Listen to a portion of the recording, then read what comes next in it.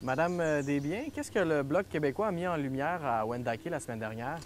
Bien, ça fait quelque temps qu'on est en communication. L'art d'avoir de la communication avec son milieu, c'est qu'on avait répertorié un certain nombre de projets d'infrastructure ou de projets structurants dans les différentes municipalités et qui étaient bloqués par le fait que le FIMO, qui est un projet en maillage avec les Autochtones de la région, dont les Wendat, que le gouvernement fédéral a signé dans le but de permettre aux nations autochtones de vérifier s'il n'y a pas sous le terrain des ancêtres enterrés ou des lieux d'archéologie, tout ça. Donc, c'est une belle reconnaissance, mais il n'y avait pas de budget qui venait avec ça.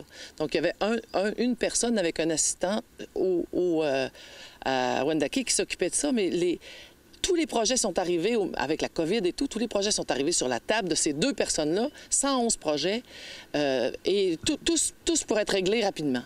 Et là, évidemment, ces gens-là sont pleins de bonne volonté, mais il fallait vraiment organiser une rencontre, cerner les principaux enjeux, mettre ça en place. Alors, nous, on a saisi ça tout de suite parce qu'on a vu l'imminence des projets. Il y a des échéances, 180 jours, des plans financiers qui sont faits et tout. Donc, il fallait que ce soit rapide.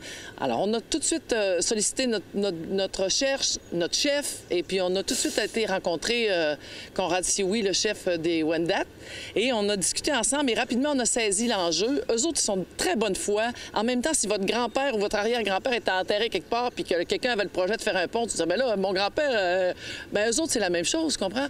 Donc, c'est important de les comprendre, de pas les pousser ça dans le coin pour que ça serve à rien, mais de leur donner des ressources. Alors, ce qu'on veut, c'est que le gouvernement allonge un chèque pour les aider à régler leurs problèmes, et ça s'en vient. On est très encouragés de ça. C'était ma prochaine question. Est-ce que vos démarches, nos démarches ont eu des échos jusqu'à Ottawa? Oui, absolument. Nos démarches portent fruit. Le chef parle à Mme Freeland, parle au premier ministre aussi, et les choses devraient avancer rapidement. Évidemment, on est très content parce que le fait qu'on soit sur le terrain, ça a activé énormément l'enjeu, ce qui fait qu'il y a plusieurs choses qui vont se régler là, dans les prochains jours, à moins de revirements incroyables. Mais selon vos dernières informations, est-ce que les projets là, dans le cadre du programme FIMO vont pouvoir être réalisés cet été? En partie, les projets les moins risqués, je dirais, pour les Wendat, mais même ceux qui sont à moyen risque sont étudiés très sérieusement et on y va par priorité avec les délais et tout le monde se penche pour que ce soit efficace, rapide, puis que tout le monde y trouve son compte.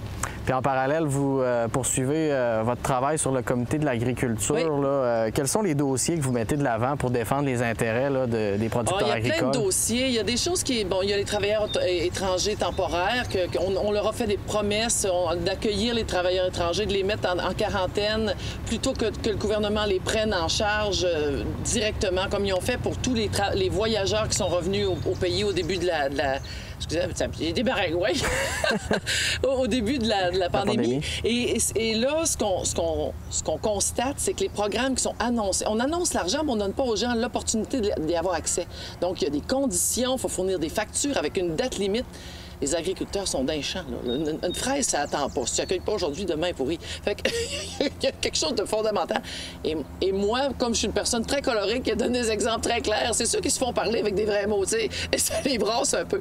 Mais tout ça pour dire que en ce moment, je pense qu'on a saisi au comité de l'agriculture, en tout cas, on a saisi qu'il y avait des enjeux importants qui menaçaient notre autonomie alimentaire à l'automne, puis qu'il fallait y répondre maintenant. Donc, on est en processus, là. Les dernières rencontres se font pour déposer un rapport au gouvernement et lui proposer évidemment des solutions. Parce que si on retourne dans le temps, là, avec la renégociation de certaines ententes, il y avait eu des sommes qui avaient été promises aux agriculteurs. Est-ce que les montants ont été versés? C'est ça, c'est qu'il y a toujours des conditions, des plafonds, et on n'est pas en situation régulière. Je comprends qu'en situation régulière, il faut que les démarches soient faites, que les preuves soient faites, que les budgets soient analysés et tout, mais là, on est dans une situation urgente.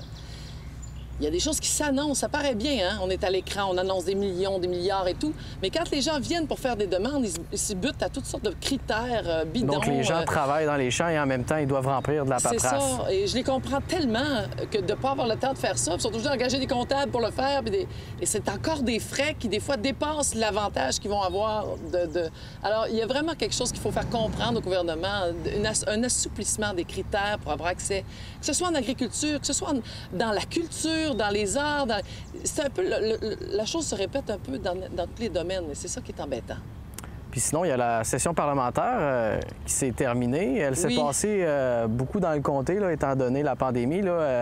Êtes-vous fiers du travail réalisé dans les 6 derniers mois? On est très contents. Bon, ça fait cliché, évidemment, mais je pense que les gens sur le terrain, c'est ça qui est important, en fait. C'est que les gens sur le terrain qu'on a côtoyés, qu'on a aidés. On est devenu Service Canada, hein, parce que les bureaux de Service Canada ont fermé. Alors, on est devenu au service des gens, 7 jours sur 7. Moi, j'ai répondu à des gens 11 heures le soir sur mon Messenger. Les gens savent ce qu'on a fait pour eux. Alors ça, vraiment, on en est très, très fiers. J'ai la réputation d'être une personne vaillante, puis je pense que j'ai une équipe autour de moi qui l'est également. Des fois, je leur dis, mais arrêtez, vous allez vous défoncer. Je suis un peu inquiète de ma gang.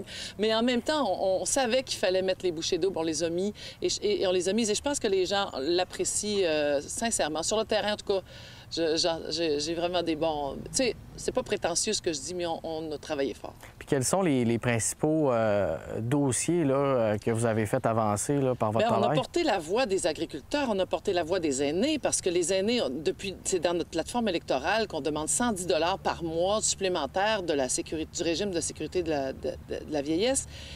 On fait un chèque de 300 pièces unique, puis nous, on veut pas ça. On veut une pérennité dans le versement pour les aînés. Ça fait très longtemps qu'ils n'ont pas eu d'ajustement.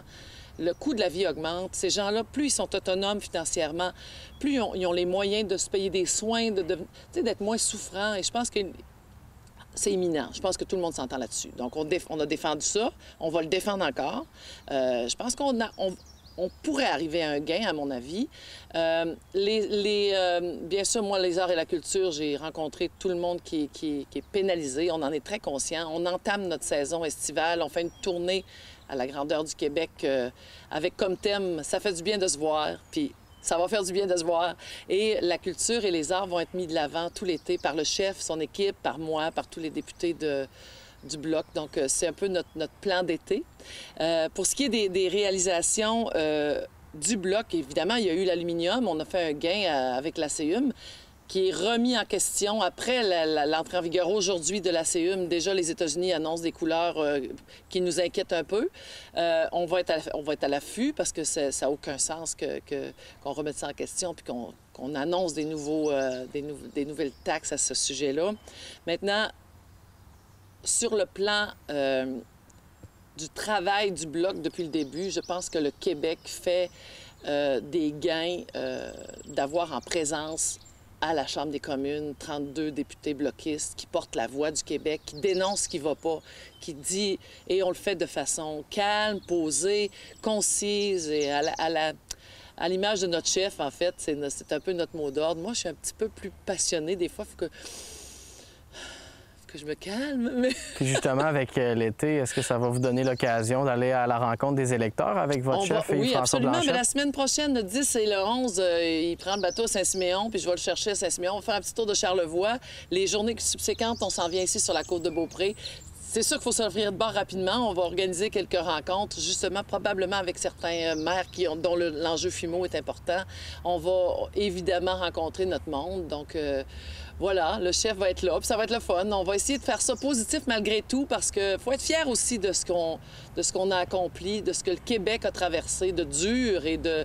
Les transferts en santé sont très importants. Dans l'avenir, c'est quelque chose qu'on veut mettre au clair avec le gouvernement, que nous, on veut l'argent qui nous est dû, puis on est capable de la gérer nous-mêmes. On connaît où sont les enjeux, où sont les besoins, où sont les urgences, les imminences. C'est à nous autres de faire ça. Et on va travailler fort pour que nos argents nous reviennent. puis qu'on fasse ce qu'on veut avec. Donc l'été, ça vous permet d'écouter les enjeux régionaux en parlant directement aux intervenants concernés? Absolument. C'est en plein ça. On a un peu plus de temps parce que, mine de rien, les voyages à Ottawa, ça tire du jus quand on en fait. Et donc là, ça nous permet de dire, OK, on est posé pour 2 mois, mais je tiens à te souligner que nos bureaux restent ouverts. Il y a toujours quelqu'un qui va répondre à l'appel. Il n'y a pas de vacances dans le bureau de la députée cette année. Compte tenu du COVID, il peut se passer n'importe quoi. Il peut y avoir un revirement, on ne sait pas, une deuxième vague, des choses qui arrivent dans le comté. Moi, je suis pas à l'aise avec le fait qu'on soit 15 jours sans répondre aux gens. Donc, on a organisé nos vacances pour qu'il y ait toujours quelqu'un qui réponde. Puis moi, je reste ici pas loin. Fait que s'il y a un truc important, c'est sûr que j'interviens. Puis je suis à mon bureau le reste du temps. Là, voilà. Bien, merci beaucoup pour l'entrevue que vous m'avez accordée aujourd'hui. Je vous souhaite un bel été, du beau temps, de la santé, puis ça va faire du bien de se voir. Bien d'accord. Merci beaucoup.